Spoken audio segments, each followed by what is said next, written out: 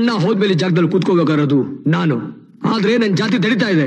ನಮ್ಮಲ್ಲಿ ಭೇದ ಭಾವ ಇಲ್ಲದೆ ಇರ್ಬೋದು, ಆದ್ರೆ ಈ ಹೊರಗಿನ ಪ್ರಪಂಚ ನಮ್ಮನ್ನೊಟ್ಟಿಗೆ ಇರಕ್ ಬಿಡಲ್ಲ. ಅದಕ್ಕಿಂತ ಹೆಚ್ಚಾಗಿ ನಾನು ಯಾವಾಗಲೂ ಅಣ್ಣನ್ಗೆ ಕೆಲ್ಸದಾಳಾಗಿದ್ದೆ. ಆದ್ರೆ ನೀವು ಅಣ್ಣನ್ಗೆ ಜೀವ ಆಗಿದ್ರಿ, ಅಣ್ಣನ ಮನಸ್ಸಲ್ಲಿ ಜಾಗ ಪಡೆದಿದ್ರಿ, ಅಣ್ಣನ್ಗೆ ಮಗನಾಗಿದ್ರಿ. ದಂಧೆ ಗೊತ್ತಿಲ್ಲ ಅಂತ ಯೋಚನೆ ಮಾಡಬೇಡಿ ವಿಶ್ವಬಾಯಿ, ನಿಮ್ ತಾಕತ್ ಏನಂತ ನನಗ್ ಗೊತ್ತು. ಈ ಜಾಗದಲ್ಲಿ ಕುತ್ಕೊಳ್ಳೋ ತಾಕತ್ತಿರೋದು ನಿಮ್ಮೊಬ್ರಿಗೆ. ಬನ್ನಿ ವಿಶ್ವಣ್ಣ.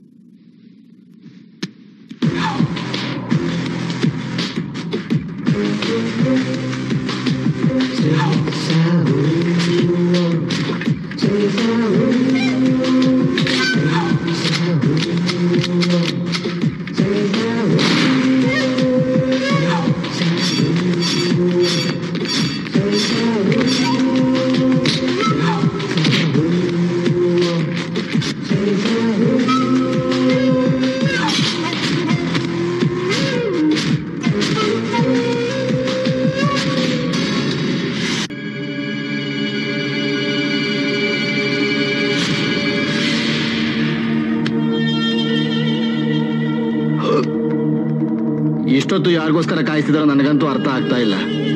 ಜಯಣ್ಣ ಸತ್ ಮೇಲೆ ಅವ್ರ ಹುಡುಗರಿಗೆಲ್ಲ ಶಲ್ ಡೌನ್ ಆಗ್ಬಿಟ್ಟಿರುತ್ತೆ.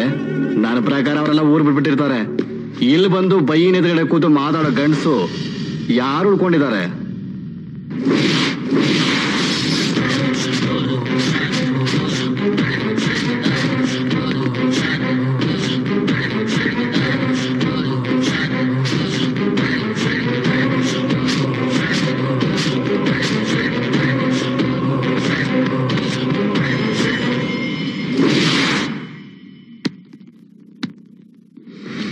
ನೋಡ್ರಪ್ಪ, ವಿಷಯಕ್ಕೆ ಬಂದ್ಬಿಡೋಣ. ವಿಶ್ವ, ನಿಮ್ಮಣ್ಣ ಬದುಕಿದ್ದಾಗೂ ಇದೆ ಹೇಳ್ತಿದ್ದೆ, ಈಗಲೂ ಅದನ್ನ ಹೇಳ್ತೀನಿ. ಬೆಂಗಳೂರ್ನ ನಿಮ್ಮಿಬ್ಬರಿಗೂ ಹಂಚ್ಬಿಟ್ಟಿದ್ದೀನಿ. ಇದು ಒಂದು ನಿನ್ನ ಹರಿಕತೆ ಎಲ್ಲ ಬೇಡ. ಈ ಪ್ರಜೆಗೊಂದು ವಿಷಯ ಹೇಳಕ್ ಬಂದಿದ್ದೀನಿ. ಏ ಭಂಡಾರಿ, ನೀನ್ ಜಾಸ್ತಿ ದಿನ ಬದುಕೋದಿಲ್ಲ. ವಿಲ್ ಬರೆಯೋ ಹಾಗಿದ್ರೆ ಬರೆದ್ಬಿಡು. ಒಂದೇ ಏಟು ಸತ್ತೋಗ್ತೀಯ. ಆದ್ರೆ ಏನ್ ಮಾಡೋದು? ಅಮೂಲ್ ಬೇಬಿ ತರ ಇದೆಯಾ? ನಿನ್ ಮೇಲೆ ಕೋಪನೇ ಬರ್ತಾ ಇಲ್ವೇ? ವಯಸ್ಸಿನಲ್ಲಿ ಅಳಿಬೇಡ ಭಂಡಾರಿ. ನಮ್ಮ ಅಣ್ಣನ ಎತ್ತಿದ್ದು ಒಬ್ಬ ಬಚ್ಚಾನೆ. ಬುದ್ಧಿ ಒಂದಿದ್ರೆ ಯಾರ್ ತಲೆ ಬೇಕಾದ್ರೂ ತೆಗಿಬಹುದು ಅಂತ ನನ್ನ ಈ ಫೀಲ್ಡ್ ಇಳಿಸಿರೋ ಪುಣ್ಯಾತ್ಮ ಹೇಳ್ಕೊಟ್ಟಿದ್ದಾನೆ. ಏ ವಿಶ್ವ, ಏನಪ್ಪ ನೋಡೋ, ಈಗ ನಮ್ಮಿಬ್ರು ಮಧ್ಯೆ ಬ್ರೋಕರ್ಗಳು ಬೇಡ. ಭಂಡಾರಿ, ನೀನ್ ಸೆಕ್ಯೂರಿಟಿ ಜಾಸ್ತಿ ಮಾಡ್ಕೊ. ಅಕ್ಕಪಕ್ಕ ಗಂಡಸರು ಇಟ್ಕೋ. ಅದ್ರಲ್ಲೂ ನಿಯತ್ತಿರೋ ಗಂಡಸರು ಇಟ್ಕೊಂಡ್ರೆ ಒಳ್ಳೇದು. ದೊಡ್ಡವ್ರು ಮಾತಾಡ್ಬೇಕಾದ್ರೆ ಮುಚ್ಕೊಂಡ್ ಕೇಳಿಸ್ಕೋಬೇಕು. ಚಿಲ್ಲರೆಗಳ ಮಧ್ಯದಲ್ಲಿ ಭಯ ಹಾಕಿದ್ರೆ ಅಡ್ಡಡ್ಡ ಉದ್ದುದ್ದ ಸಿಗದಾಕ್ಬಿಡ್ತೀನಿ. ಔಟ್. ನಿನಗೆ ಔಟ್.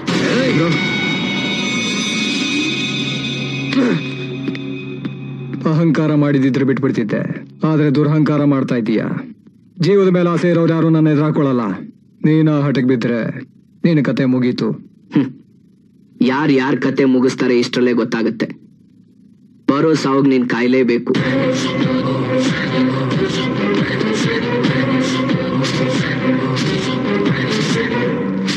ಗೋವಿಂದು ಸರ್, ಮೊನ್ನೆ ಉಚ್ಚನಾಗ ಕಡ್ದಿರ್ ಮಕ್ಕಳ್ಗ ಇವ್ರಗ ಯಾಕ್ರಿ ಇವ್ರೆಲ್ಲ ಹಿಂಗ್ ಕಿತ್ತಾಡ್ತಾರ? ಆಡ್ಲಿ ಬಿಡಿ ಸರ್, ನೀವೇನ್ ಕಳ್ಕೊಳ್ಳೋದು? ಅಲ್ಲಪ್ಪ, ನನ್ ತಲೆ ಗಿಲಕ್ ತಂದ್ಬಿಟ್ಟರು ಅಂತ. ಏನು ಆಗಲ್ಲ ಬಿಡಿ ಸರ್. ಈ ಹುಡುಗ ಬಿಸಿ ರಕ್ತ, ಆ ಭಂಡಾರಿ ಓಲ್ಡ್ ಮಾಡ್ಲು.